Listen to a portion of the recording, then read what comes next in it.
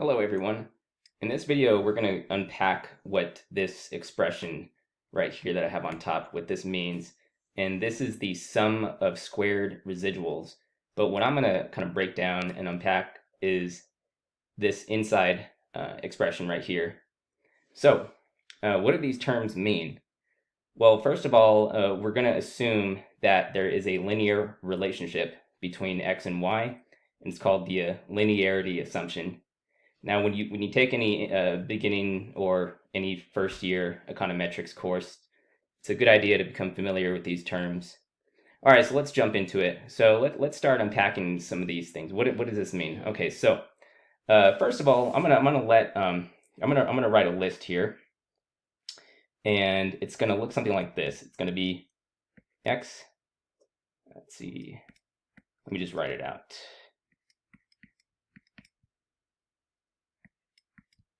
Dot dot dot, and then we have the kth term right here. Okay, so we're gonna let this list here be the ith observation of k regressors or explanatory variables. Okay, what does that even mean? I'm just saying a bunch of words. These are just words. What does that even mean? Okay, well the ith observation. Remember, an observation. If you have like let's say you have a sample of data, right? Or let's say you have an Excel spreadsheet, and in that spreadsheet you have let's see, you have rows and you have columns. Okay, well, let's say in this spreadsheet you have three rows. Well, that means you have three observations. Okay, an observation could be something else. Like it could be like a fact that you collect, or a figure, or something. It could be like you could be taking a sample of sea turtles and you need the average weight of all the turtles that you collected. Well, those are your observations. Anyway, let me get rid of that. Okay, and I said k regressors. Well, what exactly is a regressor, right? Well, a regressor is anything that might affect y, or the dependent variable. So if you have a linear equation, let's say y equals I don't know, x1 plus x2, and in this case, y is the dependent variable and the x's are the independent variables, and I'm saying x affects y. That's what I mean by regressor. All right, now, okay, so and I also explained that your sample size is going to be the number of observations. All right, so another way to express this, or another way to actually represent this thing I have here. Let's do a different color. No. Okay, and another way to represent this thing I have here is it's basically a vector, right? So if I'm going to use vector notation, I can write it like this. I'm going to say x sub I, and I'm going to put a little bar underneath it to indicate that it's a vector, equals, and let's just change that color. Remember, it's the same thing. So x sub I 1, x sub I 2, dot, dot, dot, x sub I to the kth row.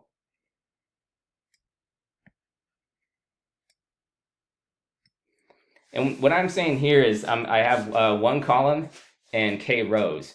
So this is actually k, this is a k by 1. Wait, did I do it? Yeah, this is a k by 1 column vector. All right, or I can call it a k-dimensional column vector. All right, so now I'm going to introduce another column vector. All right, and this time it's going to be a vector of betas. These are actually the regression coefficients. All right. See how do I explain that? So a regression coefficient basically tells the strength of the relationship between x and y. Okay. But here I'm gonna still maintain this vector notation. I'm gonna say this is a vector of regression coefficients. So it's going to be beta 1, beta 2, dot, dot, dot, beta k. And again, this is a k by 1 dimensional vector because I have k rows and 1 column. So I have 1, 2, dot, dot, dot, k rows and just 1 column. All right. Now, let's say I wanted to okay, so back to this thing right here. So that's what we're kind of talking about. So what is this like what is this x sub I and what is this b with the little squiggly thing above it, tilde? Okay, so by the let me just do another page here. By by the definition of cross product, if I were to multiply those two vectors together, let's say I was to multiply x and b. Remember, these are vectors. Well, actually, first let me transpose this vector of x's. These are actually regressors, but I'm going to try to not throw in too much jargon here. But what I need to do is I need to transpose that previous vector. So this one right here, I need to transpose it, right? So the notation for transpose is just a little prime, whatever you call that, prime symbol. So that means I'm going to have, it's going to look like this. Actually, it's a vector, so I don't need that.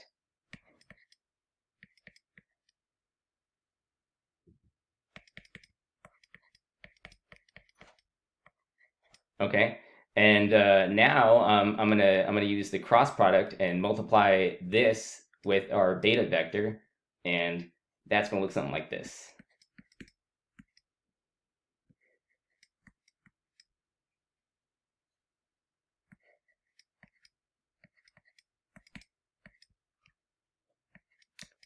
And remember, it's a sum of the cross multiplications.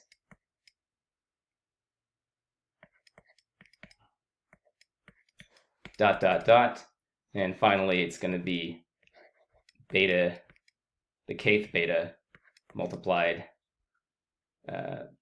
by the kth x vector. Okay, it's going to look like that. Now, going back to the original, let's go back to this definition here, this linearity assumption. If you look here, this part, this portion of it looks just like this, right? Because it's actually what it is. Pretty cool, huh?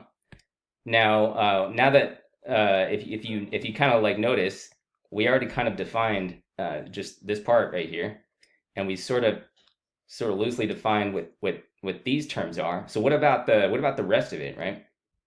Well, if we are to appeal to this linearity assumption based on this definition, we also have another term that we need to talk about. This is the error term. So the error term, or some people like to call it the unobserved terms. Okay. Unobserved, so those are like the things that are not explained. Let's see, explained in the regression.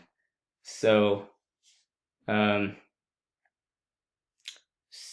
so I guess another way to think of it is like there could be some factors other than all these x's that we have right here. So there could be some factors other than x that affect y and really have nothing to do with what we're trying to study. So those are the unobserved terms. All right. So now what I'm going to do is I'm going to go ahead and rewrite this, but I'm going to rewrite it in a more compact way, rather than just having to rather than just having to write out all these terms all the time, which could be kind of tedious, the reason why I introduced this vector notation here and here is that we can compactly write this expression, and it's going to end up looking like this.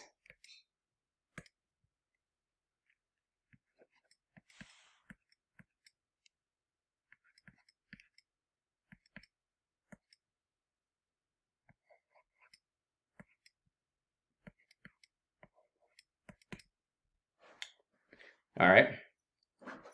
And now if I can rearrange this and I can solve for the error term. So this implies, let's see. So remember, I'm gonna solve for the error term. I'm gonna maintain the vector notation for these two vectors. Remember, I just moved this part here to the other side, and I solved for this, and that actually has a name. So now that I've isolated this error term, that's actually called the residual term. All right, so we're going to call this our residual. This is kind of important. This is where it all kind of starts to make sense. But now that we have our residual right here, and we have this expression that defines our residual, what exactly does that even mean, right? Well, let's draw a picture. So if I were to actually draw a graph,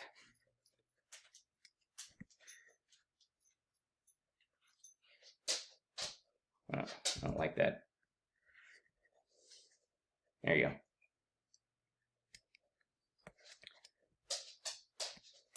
Okay, so we have our independent on the horizontal and our dependent on the vertical axis. And let's say I'm just gonna plot a bunch of points. These are like actual observations. So if I'm observing sea turtles out in the wild, these are just each individual observation of sea turtles. Now, I run my regression, and I get a fitted line that looks something like this. Okay, the vertical distance between each observation and the fitted value. Okay, so this is a distance. This is a delta between the actual value, so this actual data point, and the fitted value, which is going to be represented.